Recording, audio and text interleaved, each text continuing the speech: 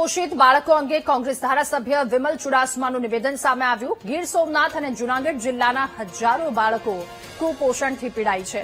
માત્ર 2 જિલ્લાના આંકડા જો આટલા છે તો સમગ્ર રાજ્યના આંકડા કેટલા હશે? ગીર સોમનાથ જિલ્લામાં 5189 બાળકો કુપોષણનો શિકાર બન્યા છે, તો જૂનાગઢ જિલ્લામાં 5102 બાળકો કુપોષણનો શિકાર છે।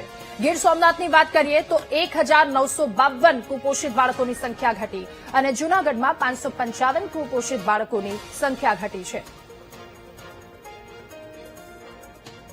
અને છેલ્લા હતો કે 5189 ગીર સોમનાથ જિલ્લામાં અને જૂનાગઢ જિલ્લામાં 5102 અને મારા દ્વારા પૂછવામાં આવ્યું કે ગીર સોમનાથ જિલ્લા અને જૂનાગઢ જિલ્લામાં કુપોષિત બાળકોની સંખ્યા કેટલી વધી અને કેટલી ઘટી છે, ત્યારે મને જવાબ દેવામાં આવ્યો છે કે 1992 ગીર સોમનાથ જિલ્લામાં ઘટી છે અને 555 જૂનાગઢ જિલ્લામાં ઘટી છે। ત્યારે હજી પણ હજારોની સંખ્યામાં કુપોષિત બાળકો છે અને અત્યારે સરકાર લાખો કરોડ રૂપિયાના ખર્ચો કરતી હોય છે, ત્યારે આ ગુજરાતમાં કુપોષિત બાળકોની સંખ્યા આટલી મોટી સંખ્યામાં હોય છે, ત્યારે સમગ્ર 2 જિલ્લામાં આટલો આંકડો આપવામાં આવ્યો છે। તો જાણી લઈએ કે સમગ્ર ગીર સોમનાથ જિલ્લો અને જૂનાગઢ જિલ્લામાં આટલો આંકડો આપવામાં આવ્યો હોય તો સમગ્ર ગુજરાતમાં કુપોષિત બાળકોની કેટલી સંખ્યા હશે અને એના ઉપરથી આપણે ખ્યાલ પડે કે ગુજરાતમાં આજે બાળકોની શું પરિસ્થિતિ છે।